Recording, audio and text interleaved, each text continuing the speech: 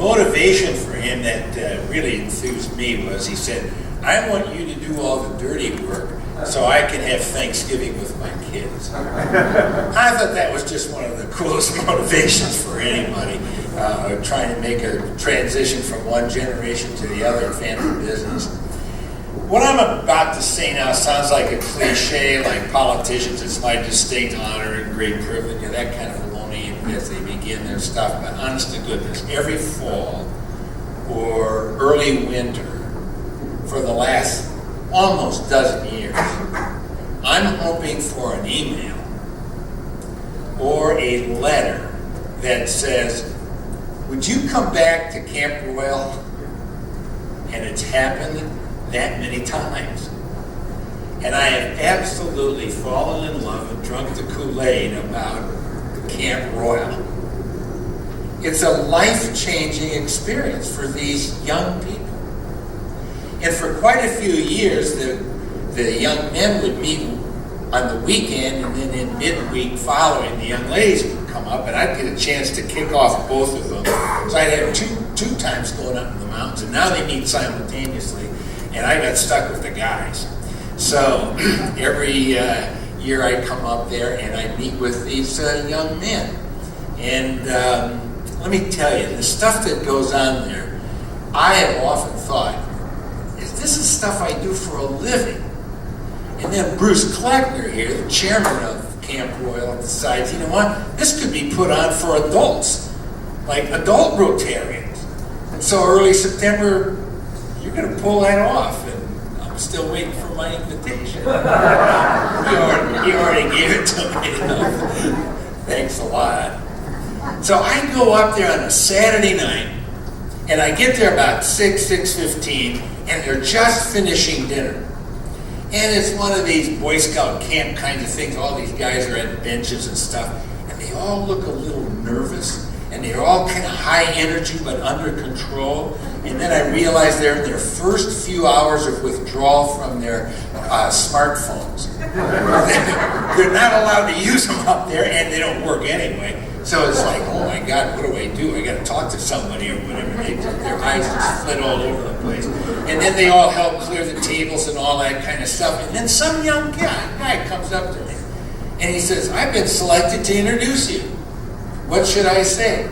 And from now on, I'm going to say, I got a recording of what Bob Oliver said, and I think we'll just go with that. So then we go off somewhere under a tree or something, and he starts taking notes, and he's interviewing me about my whole biography.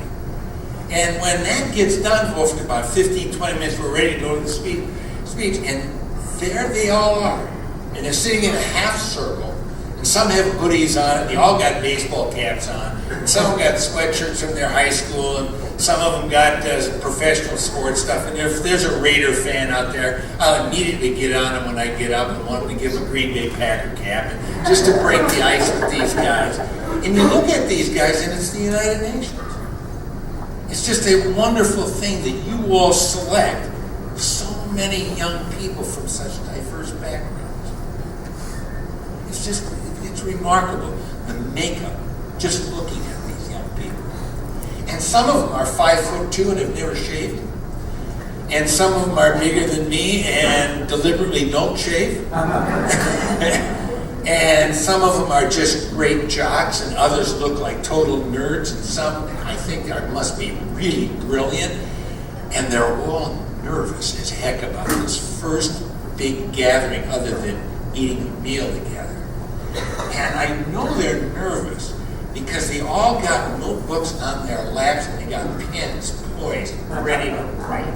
They're going to take notes, by God, no matter what I say. And so I tease them about that kind of stuff to get going. And then I finally launch into it. And Maureen and I thought, well, you ought to know what was being told these young people. You send them. You sponsor us up there. And maybe these ideas about leadership can be interesting beyond some young person's interest in what the heck is this? I haven't heard anything like this in high school. That's what I'm going to be talking about. And if I can, I'm going to pretend you're them without chiding you about the fact that you don't have any Packer sweatshirts on. But I'll start off by saying, guys, I'm really excited in the next 3.5 hours I'm going to be talking to you. I'm like, whoa. It'll be dark out, and I hope you got your pen light. I didn't have pen lights. And then I'm going to say 4 things about leadership. And there's going to be an exam later on in the week. So you better get this. You ready? Okay, the first thing I'm going to say is I'm going to give you a definition of leadership. And it's very complicated. It comes from Harvard Business School or Stanford Business School. No, London School of Economics. I don't know, it's one of those. It's really a complicated definition of leadership. And I want you to get it. You ready? Here it goes. I'm going to go real slow. Leaders have followers. That's it. Okay, I'll go over that one more time here, guys. The definition of leadership is someone who has followers. Duh. In other words, a leader is not somebody who's got a title. A leader is not someone who's got authority. A leader is not someone who just got elected to something. Some of you have already been selected in these first couple hours to be on the newspaper of Camp Royal. Some of you are going to be on the entertainment committee. Some of you are going to be on the athletic committee. Some of you have already thought about, I'm going to be the chair of this. I'm going to be the leader of this thing. Or you've been selected already. And I'll tell you what, that didn't make you a leader. Just because you're the chair of the camp newsletter, does that mean you're a leader? No. You got to have followers. And you only get followers when you earn them. Leadership is always earned.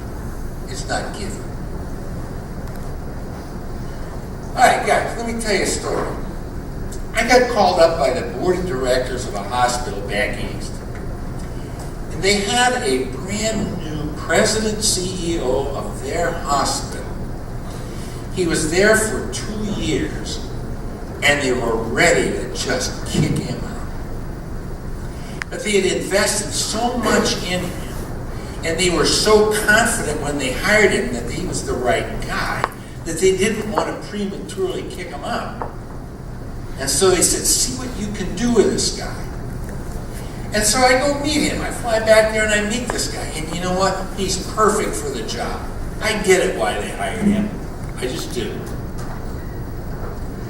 First of all, he was one of the stars in high school, just like you guys are. He would have been elected to a Camp Royal if he were here. And then he went to a good undergraduate college, had great grades, decided he wanted to be in hospital business, and so he went to work in a hospital, and he got 10 years of experience, and he got promoted almost every 3 years. And then he found out he could be president of the hospital if he went and got a master's degree. And so he went to the Fuqua School of Business at Duke University, which is like the Harvard or Stanford of the Southeast. And he graduated with honors with an MBA in healthcare administration. And so he's got 10 years of experience and about 7-8 years of education. And he understood all the new stuff, electronic medical records he got. He understood the supply chain inside the hospital. He understood the whole third-party reimbursement and government pay. He understood all that. And so he went to this hospital perfectly equipped to be the leader. And by gum, his business card said he was the president and CEO of this place. And 2 years later, he was one of the most lonely men in that hospital. Because he charged up the mountain and nobody came along. Every good idea he had bombed. And they were good ideas. Everything he wanted to do just blew up in his face. You know why? He was the most arrogant, smart aleck, sarcastic, know-it-all, top-down. I'm the only smart one, the rest of you are all dumb. How can you even still be in business without having me been here before? That was his attitude. He was Mr. Big Man on campus. He was the hot shot. He was the hot dog. He's the one that went to the best high school. You guys go to that high school? Ugh. Jeez. Your dad does what for a living? Yeah, mine did that. All that kind of bunk. Nobody followed him. And incidentally, he didn't make it. He was all equipped to be a leader, but he was not a leader because the definition of leader is someone who has followers, and he didn't earn any followers. None. It reminds me of a great story of medical history, incidentally. There was a Hungarian obstetrician in the early 1800s who was a head of training in the big general hospital of Vienna, Austria. His name was Ignaz Philipp Semmelweis. And at the big general downtown Vienna hospital, there were two maternity wards. There was one that was run exclusively by midwives, and one that was run by physicians, and physicians in training. It was a teaching hospital, like we have here at community hospital, like the university runs. Women of Vienna wanted to go to the midwife maternity. Why? Because they got out alive. The ones that went to the physician one, the death rate some years was up to 35% of the women. We're not talking infant mortality here. We're talking about maternal mortality. And Semmelweis was the head of the doctors and all the training. And it bothered him. How is it that these women come here healthy, deliver reasonably healthy babies, and end up dying?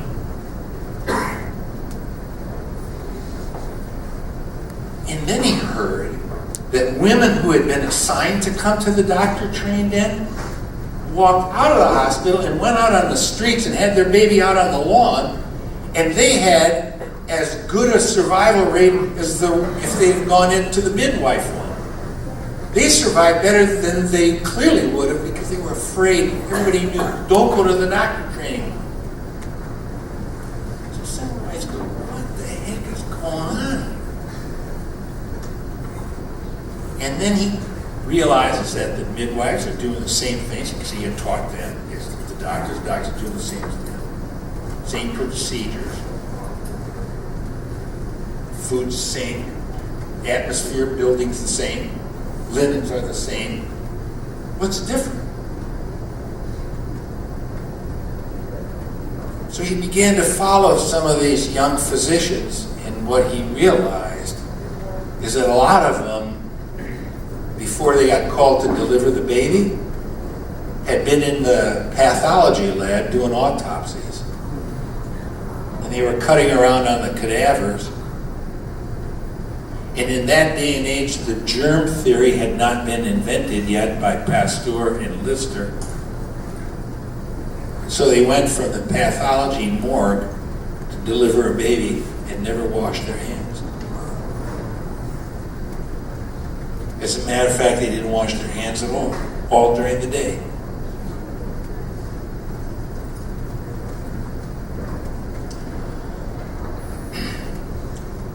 So, Semmelweis didn't know about germs and bacteria. But he said there's something from those dead bodies that must be doing it, because the midwives don't have it. So he came up with a lime chloride solution, which incidentally is almost exactly like Clorox or bleach that we use today. And he had doctors start washing their hands. And he did it in April of 1847. And in May, they didn't measure because it was still being instituted. In April, the death rate happened to have been that month, 18.5% of the women died that month. It was over 500 deaths. That's how big this place was. In May, or in June, it dropped to 2.2%. In July, 1.1. 3 months following, 0 women died. Why? They were chlorinating their hands. Cloroxing their hands. So Semmelweis, he's got all the ingredients of leadership here, folks. He's got a dream of people coming here and leaving alive and healthy. He's got values, compassion for mothers and babies. He's an innovator, an experimenter. All the stuff he learned, all the stuff today we prize of a CEO and president of a company. And you know what? He couldn't get any followers. Why? Because he was a big, arrogant grump. He turned everybody off. The doctors who thought they were high society, Vienna Opera, Vienna Philharmonic, the Lipizzato Stallions, all that stuff, they didn't think it was necessary to wash their hands. What are you telling me to wash my hands for? I'm the aristocracy of Vienna. And they rejected his ideas, and you know what he did? Did he do like General Electric says the most important leadership skill there is persuasion? Did he do that GE persuasion? Heck, no, he called them, you murderers. And he wrote letters to the newspaper and called them murderers. And he wrote scientific articles in journals and called them murderers. If you don't agree with me, you're a murderer. That sounds like our political debate here going on. You demonize anybody you don't agree with. My God. Consequently, incidentally, he got booted out of the hospital. He had a mental difficulty thereafter. Tragically, was put in an insane asylum where the guards beat him. And of all ironies, he died of a sepsis infection from the wounds he got from the beating. And the man died at the age of 39. He had everything going for him, but he was no leader. Hey guys, you can have everything going for you this week, but you will not emerge a leader of anything, let alone back in your last year in high school, let alone through college and someday your dream, if you do not concentrate on earning leaders. Now, having said that, you ready for the second? That took me a long time to get my first point, didn't it? That's why this is 3.5 hours long, so you guys hey, you paying attention back there, you sleeping. Okay, you ready? Got your notes ready? Okay, here it goes. Number 2. See, I can't remember. What is it? Number 2.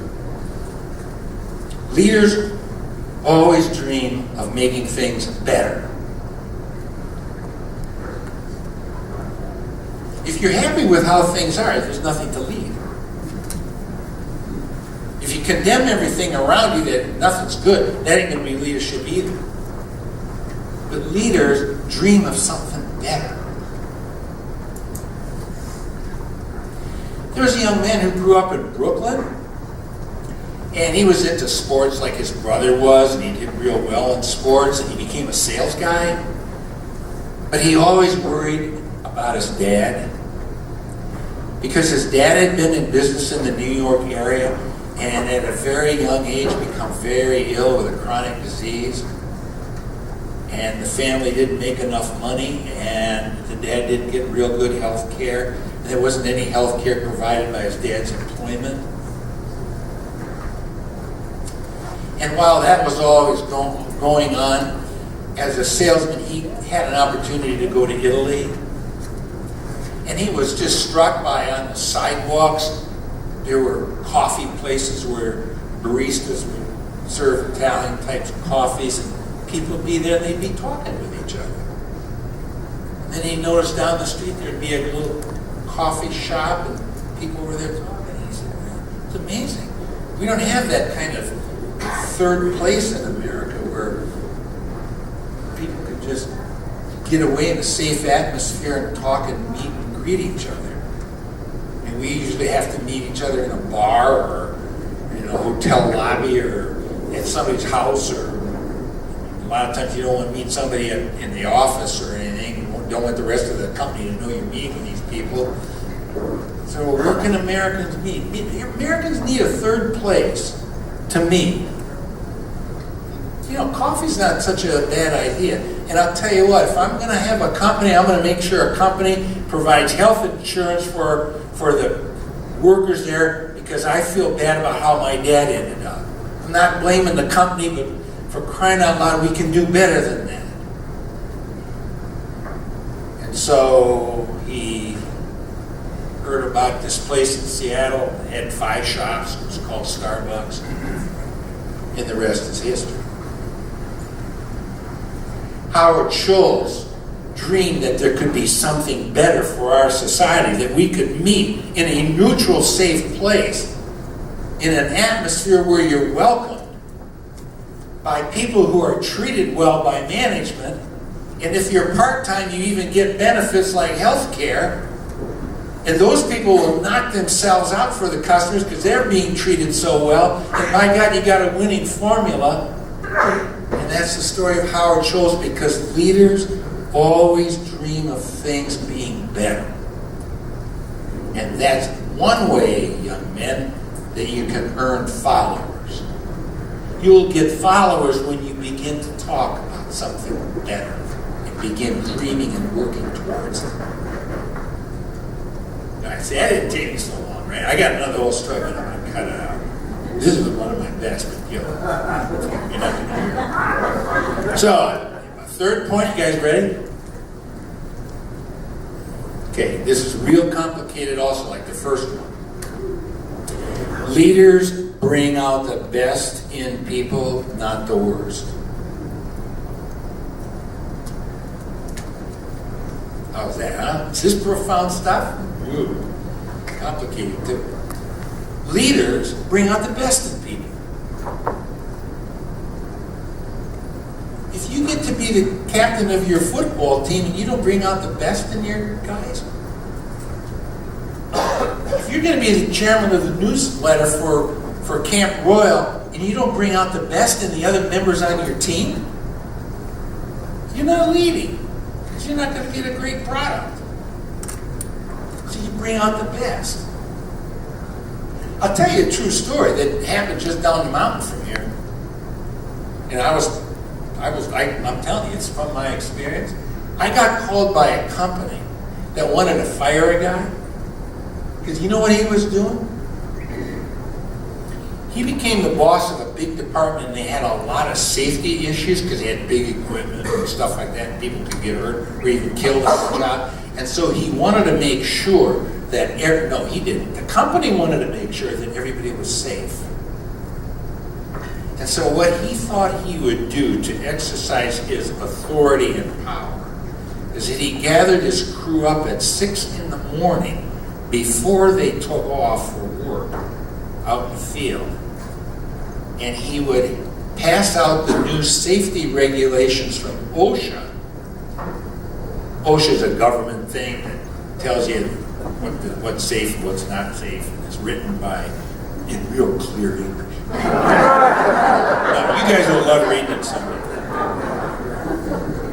And so he would start off and he would say, hey, Roberto, stand up. Here, read the first 3 paragraphs.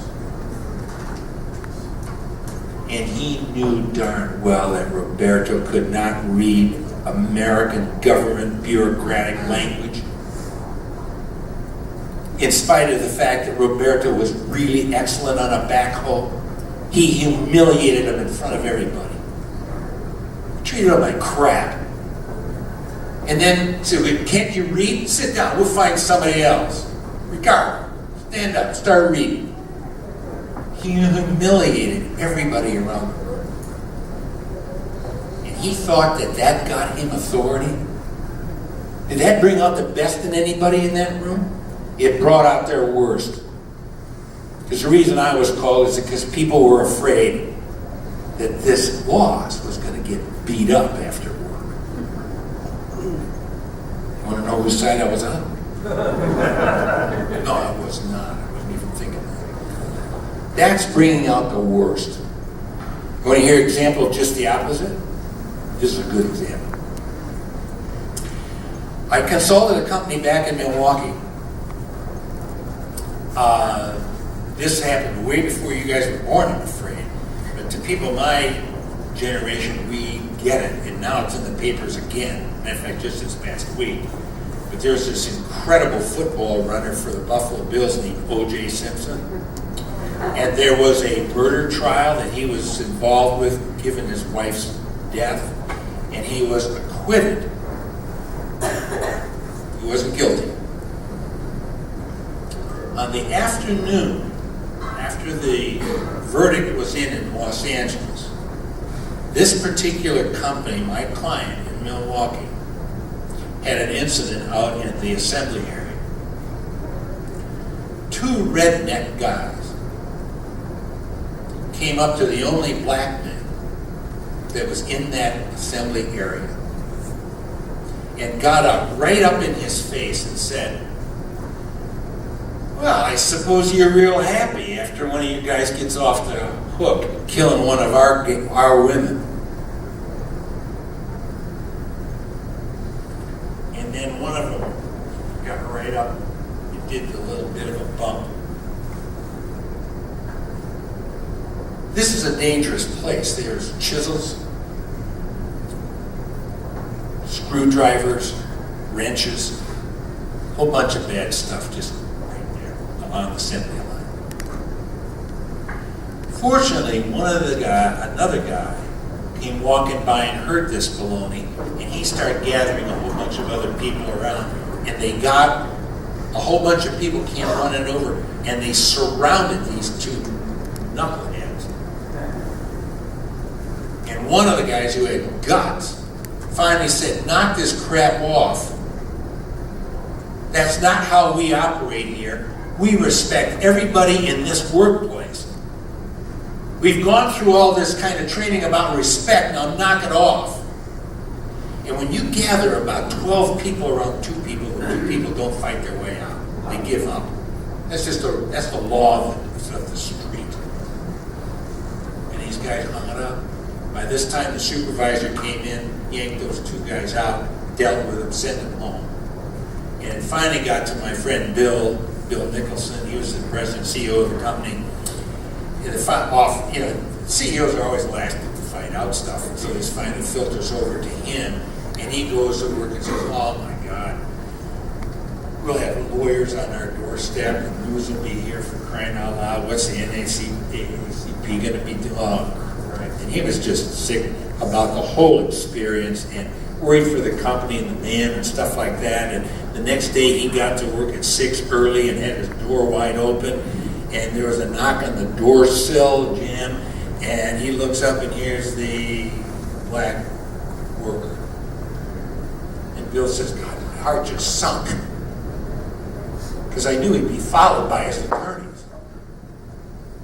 Hostile work environment, the whole deal. So the worker comes walking across, he's never been in the president's office in his life. Comes walking across, Bill stood up, came around from his desk. Black man extends his hand, Bill extends his, they shake.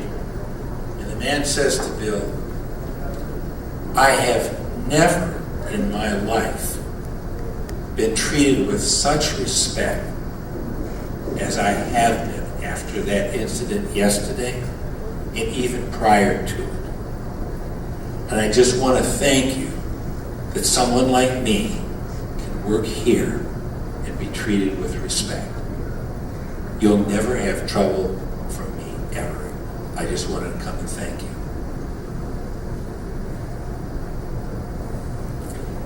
Bill said he didn't have any words in his throat to say. The man left. Bill went and slumped in his chair, and he said, "By God, it's working. All we wanted to ever do here was to create a civilized work experience in an uncivilized world. All we wanted to do is have people be able to work in a safe place where they're treated with dignity instead of by street norms. That's all we've been trying to do here, is just have respect for employees." It almost didn't work, and then it really worked.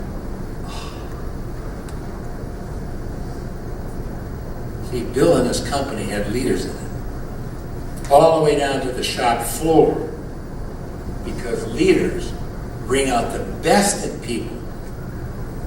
They have followers who dream things that are better, like treating people with respect all the time.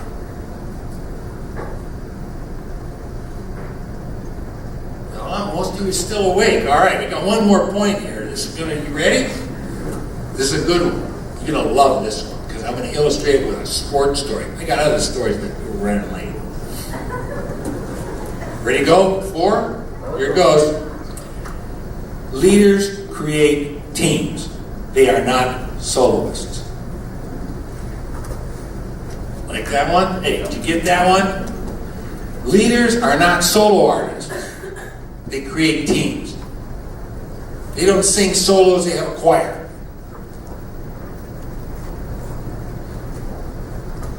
You think Bill Walsh was a great San Francisco 49er player? Heck, he never touched the ball. Never did anything. But he was the leader. Why? Because he created a team. Actually, I don't care how late it is. I got 2 stories. I'll make this long one really brief though, but it's really cool. In 1981, anybody here born then? That's what I thought. Hey, there were, let me tell you, there was airplanes in 1981. And there were, I was on a few of those. Yeah. It was a big snowstorm in National Airport in Washington. It was in January. And all the planes were kind of semi-grounded and they were getting de-iced, which is spraying so they could take off. And the recorder, the black box recorder that was found on the bottom of the Potomac River, indicates that this one Air Florida flight that was going to go from Washington down to Miami had to be de-iced because they were waiting in line. There's only one runway that was working. And so the second officer, that's the guy that sits on the passenger seat side of the front of an airplane, his voice on that recorder says, "Sir," to the boss, the captain on the left side, "we need to be de-iced." And there's no statement from the captain. I don't know if he shrugged or shook his head or we don't know. And about 30 minutes later, they're still sitting at the gate. They hadn't even gotten into queue yet to go on the runway. And so this second officer spoke up again and says, "Sir, we need to be de-iced." No response. But then you could hear the engine starting. You can hear them getting pulled out by tug and then put in line. And before the engines roared, it was the first officer. The first officer said, "Sir, we need to be de-iced." Nothing. It lumbered itself down that snowy, icy thing, could not lift, hit the 19th Street Bridge over the Potomac by the Pentagon, broke through the ice, and all but 8 people died.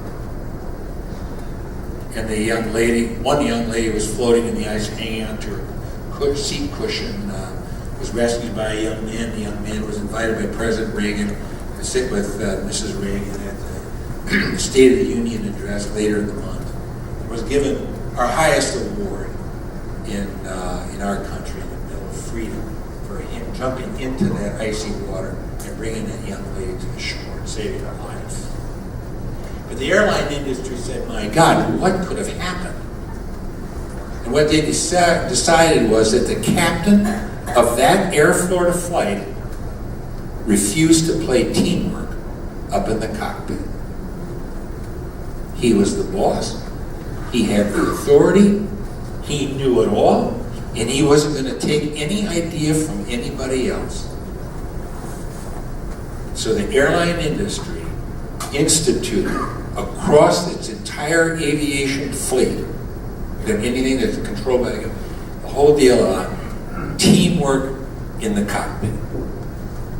And there's fantastic stories like Flight 242 that took off from Denver and crashed in Sioux City, Iowa. And 187 people survived that flight because they practiced teamwork. Even a pilot that was en route to Chicago just to go back home came up, staggered in front, and helped that airplane land safely because they played teamwork.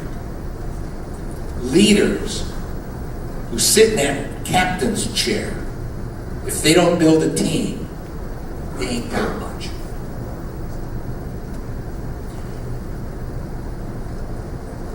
Anybody here born in 1980 or before? Okay. Oh yeah, in 1980, the greatest event in sports happened in history. You know what happened? A bunch of college kids from the United States beat the Russians in hockey. Nobody could believe it. Nobody. It would be like Visalia High beating the Super Bowl champs. It doesn't happen very often. And the coach of that team was Herb Brooks. And Brooks was not happy how we were doing during the Olympics. And we had the Russians to face in the semis. If we got past them, we'd have to play Finland, probably, because they were going to win. And so prior to that Soviet thing, Brooks got the whole team on the ice. Full equipment. We got them all lined up at the midline. And he says, all right, it's going to be a bunch of sprints from half rink to the end and back. Sprint as hard as you got. Let's go. Go. We do about 5 of those. Finally, he says, hey, what's your name and where are you from? What's your name and who you play for? Guy says, my name is Joe Blow and I play for the University of Minnesota. All right, down and back. Guy's tongue is starting to hang out. About 3 more of those. All right. Hey, what's your name and who do you play for? She says, she's not on a hockey team. He says, I'm Joe Blow. I'm from Boston College. And this keeps up. It keeps up. Finally, the assistant coach is killing her. You can't do it. I'm calling the doctor here. You can't. Some of these guys are going to faint. And he just mercilessly back.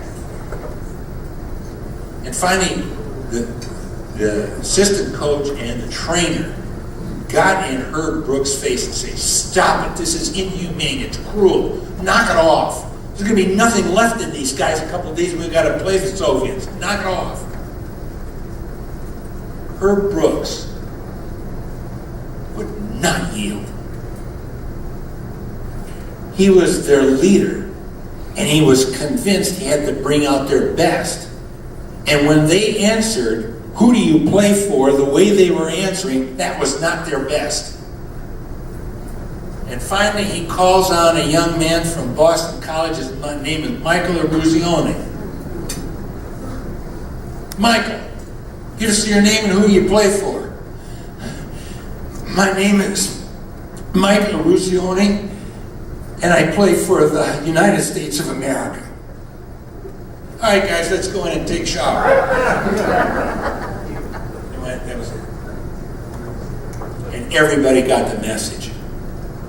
Leaders create teams, and you don't win unless you create a team. So,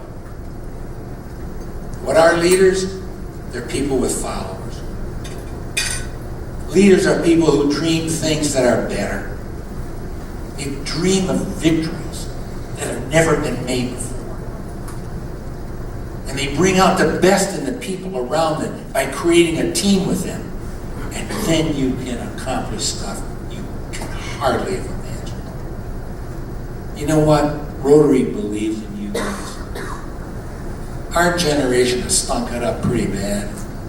You guys can do so much better. And we're counting on you.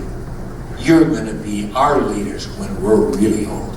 You guys go for it.